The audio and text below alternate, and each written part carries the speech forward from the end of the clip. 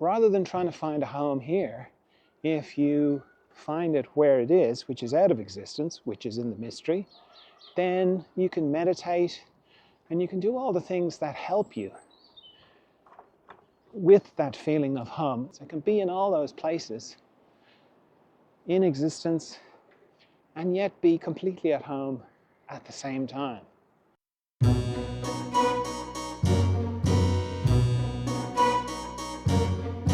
Hello friends, John Dalton here for the Emergence podcast, where we go into life, love, consciousness, and the mystery. And in this episode we're going into a sense of home, transforming the world, changing your thoughts, not being liked, and Hanlon's razor. So before we get into all that, did you know that I send out friendly notes every Sunday? So feel free to sign up for them. They're a collection of everything that's been going on for the week, the podcast, my writing, all that kind of thing. So yeah, you can sign up for those on the website. The little thing will appear across the bottom of the screen, and sign up for that, or there's a contact form, you can go to it that way. Did you know I have a lot of trainings? They're all on the website as well. There's training in meditation. There's a training in dealing with the psychic world. There's craniosacral training. And there's a place to sign up for the Madeira, the 21 enlightenment retreats on Madeira. But even if you're not interested in going to Madeira, but you are interested in getting enlightened, let me know. Because it's not just about going to Madeira. There's a process beforehand, which is going to be starting in a couple of weeks. And it's a way of getting clearer about enlightenment and sort of helping you begin that process. So it's a useful thing to do whether you intend to go or not. So do let me know if you're interested in that. Also, do feel free to write to me with questions. I respond better when I get questions. I enjoy answering questions because then it's specific to whatever is going on for you, rather than just whatever's going on for me, which is what the sort of things I end up talking about. So yeah, do write to me, john@furtheremergence.com, or just get in touch. You can DM me through Instagram, which is where this person sent me their question. This was in response to the thing I post on Instagram, which is, what's the biggest challenge you're facing in your spiritual life? And this person says, "Hello, John. I've always struggled with the sense of home. It makes me feel lost and scattered. Spiritually, I feel this sense of oppression in my heart. I often feel confused when it's bad, I feel disconnected from God, as if he couldn't reach me. Thank you." So, to answer this or respond to this, let me go out and about on a bicycle. So I'm riding around a part of Innsbruck that was built by the prosperous middle class. And it's lovely. It's full of these lovely villas, full of these lovely homes. So I thought this would be a good place to answer this question about home, because it's common. A lot of people feel like that. I felt like that for a long, long time. I used to feel it at dusk, particularly. Whenever dusk would come, I would feel very homesick, even if I was at home. So it's understandable. And unfortunately, what's going on is very hard to face, because you could think of existence as being like a very interesting and also distracting place, because what's here when there is no existence is very hard to deal with. I call it the white room. So it's a little bit like, if you've ever seen that movie 2001, Space Odyssey, when this astronaut guy goes into this obelisk and goes through another dimension. He ends up in this white room. And there's a few objects in the white room, but imagine if there wasn't any objects in the white room. It was just the white room. Just you in the white room with nothing. No, not even your body. So it's almost like your nose is pressed up against the screen of existence, except the screen is blank. That's what that feeling of homesickness is. Somewhere we know this is an illusion. Somewhere we know we're living in a dream. Really interesting dream, but still a dream. And when we feel it, it's very unpleasant. It's a very unpleasant feeling. Or disturbing. It's disturbing because it's the absence of everything. And somewhere we know there is somewhere else that doesn't feel like this, and not in a distracting way, but in a home kind of way. So somewhere we know where home is, but we're not there, we're here. So we can get distracted with the 101 things of existence, which is fine. I mean, that's kind of why we're here, is to be distracted. But to understand that that feeling of homesickness, or not really ever feeling like we're home, it's actually quite a good thing. I don't know if good is the right word, but it's an indication of a memory, like Neo in the Matrix. I know it's a bit cliche to be trotting out the Matrix, but it's not a bad analogy of like a sense of there's something else. There's something else. There's somewhere else that we come from. That's why we enjoy sleep so much. Because in sleep we return. We return to the mystery. Because the place we're missing is the mystery. So we return to the mystery. We go into deep dreamless sleep. No distractions. No existence. No nothing. And we love it. Can't wait to get there. Can't wait to go into that place where there's nothing to speak of. And in a way, that's our home. And that's why we bother with meditation. I mean, meditation is so boring, as I've said so many times. And yet I return to it again and again, because it's these little sips of home. And like meditation is like the white room, but just without the color. It's just dark. It's just nothing to speak of. It's just emptiness.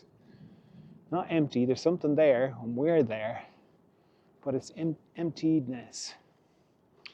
So all our attempts to make these lovely little homes, like the good folk of Innsbruck back in the day when they built all these lovely villas that I'm cycling around, they were trying to create, as we all do, a sense of home here in this place that doesn't feel like home, that we know is not home, that we know is something else completely.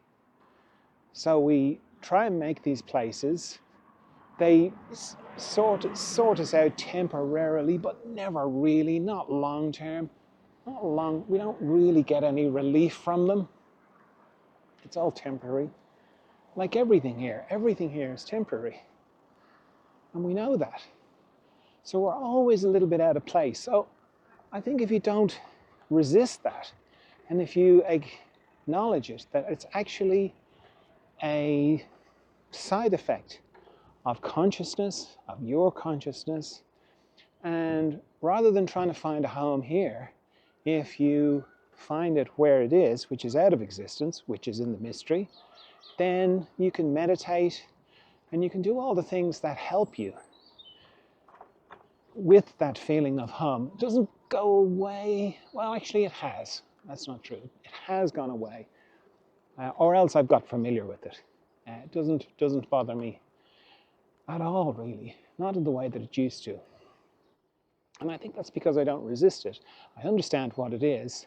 And in a way, it's just a reminder of where home really is. And that I can be there right now as I'm cycling around, as I'm talking to the postman, as I'm doing all the things that we do in existence. I can be in all those places in existence and yet be completely at home at the same time. So I hope that helps. Be of good cheer. It's a very understandable feeling, and it doesn't pass, I don't think, until you understand what's happening. And then once you do understand what's happening and you consciously return home, which is to the mystery, it gets easier. So as you know, I'm in Innsbruck, and I'm currently in a bell museum, which is part of an old bell foundry that's been going for hundreds and hundreds of years and is still going. They're still making bells.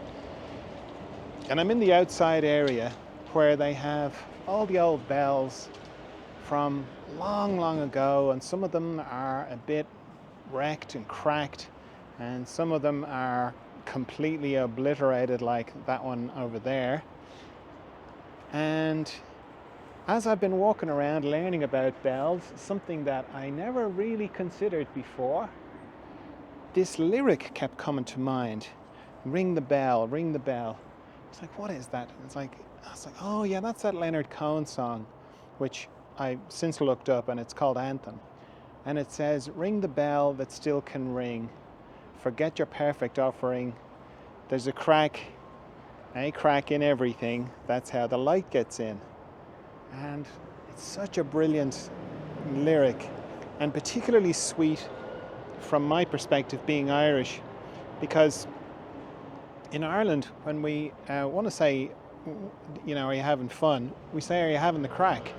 It's like from an Irish word, or what's the crack like, or let's go and have some crack, or it was great crack. So from that perspective, it's even lovelier, because the line is, there's crack in everything. That's how the light gets in, or there's fun in everything. So it works on lots of levels.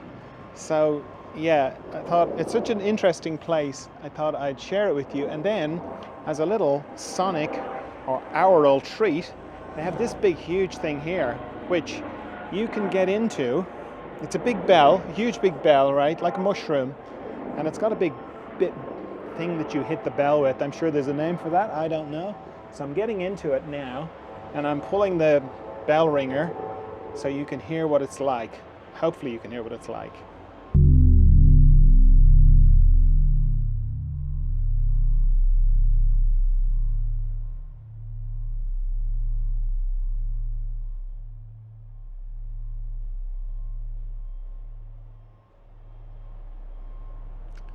So I'm here in Innsbruck, ringing the bell that still can ring and having the crack in everything. Now let's have a look at the memes on the Further Emergence Instagram feed. First one is a quote from Angela Davis. She says, "You have to act as if it were possible to radically transform the world, and you have to do it all the time." Sounds kind of ridiculous, really, doesn't it? Acting as if you can transform the whole world and doing it all the time. But as I often like to come back to, what else are you going to do with your life, What else are you going to do with your life except be unreasonably optimistic and powerful? It's easy to just kind of act small and like you're powerless and there's nothing you can do and it's all beyond. That's kind of easy. But to act as if you can completely transform the world, like I regularly talk about world peace, I'm not kidding. I'm seriously very focused on world peace in whatever way I can. And who knows whether I will achieve that in my life or not, but why not? And why not with you, with anything, whatever you've got going on, whatever you're interested in, whatever change you'd like to see in the world, why not? Just go for it. It's a very empowering way of being, and it just makes life just so much more interesting, because you're kind of going, well, yeah, maybe maybe I could. And you certainly won't if you never ask those questions, if you never think about it in those terms. It's all just like, oh God, I'm just a little tiny piece of nothing, and you know, I can't do anything. And it's such a shame, you know. And like, who cares whether it's true or not? You know, it doesn't matter, because the thing that matters is it just changes your outlook. It just makes, it brings a kind of vitality into what you're doing and how you're being. And it's, I don't know, it's like the creativity of a small child, you know, because small children they're called innocent, but I think they're really naive. And sometimes you need that kind of naivety. You kind of need to just kind of go, yeah, I can completely transform the world. And you just swagger around as if you can. And why not, you know? Because we are kind of creative creatures, incredibly creative creatures. So why not express it? Live as if you can express it. And the next one says, change your thoughts and you change your world. I'm in this fabulously ornate room called the Spanish Room in a castle in Innsbruck. And it's just a really good example of somewhere somebody had the idea to do this. And it's like a living demonstration of, you know, you can change the world. You can change your world. So it works on this level because somebody had this idea one time of doing this and making this lovely thing. And then it also works the other way, that when I thought about coming to Innsbruck, I thought about being in this room and seeing it. And it wasn't like I super visualized it or anything like that, but it just was part of it. And here I am. And it's quite beautiful. And it's a lovely room. I get the feeling lots of nice things happened here. In other parts of the castle, not so much. But certainly here, some lovely, I imagine balls happened here. I could be completely wrong. But like the ceiling is so, I like painted ceilings, but this is wooden and it's really well done. So yeah, I mean, this is just like a practical example of changing the world. Somebody had the idea for this and it got executed. I'm sure the working conditions weren't great and the people didn't get paid well and all that kind of thing, but still, it's a lovely thing and it's still here. And I'm here, more importantly. The next one says, you absolutely have to become okay with not being liked. No matter how loving or kind you are, you will never people please your way into collective acceptance. You could be a whole ray of sunshine and people will hate you because they're used to the rain. Be okay with shining regardless. Not easy to do because we're predisposed to not get ostracized from the tribe. And one way to do that is to have people not like you. If everybody in the tribe doesn't like you, you're probably going to get kicked out or abandoned or left, and then you'll probably die. So there's a kind of a very primal kind of a motivation behind it. But then there's also, as kids, we're designed to get to safety, or get safety to come to us in the shape of our parents. And if our parents don't like us, well, we're going to die, because our parents are the source of food and love. And if they don't love us or they don't like us, well, they're going to withdraw the love and the food, and that'll be it for us. So, you know, people talk about people pleasing like it's like a weakness or like a character flaw, but there's very deep roots to it, and it's not an easy thing to overcome. But you kind of have to overcome it, because you cannot please everybody. Some people are just not going to like you. Doesn't matter how lovely you are. Some people are just, you're just not going to be their cup of tea. Because bear in mind, everybody's covered in unconsciousness. You know, everybody's got a layer of unconsciousness. It's a bit like the clouds, you know. Sometimes it completely covers them. Sometimes it's no clouds at all. So if someone's particular configuration of unconsciousness happens to, you know, be the polar opposite of yours, they're just not going to like you.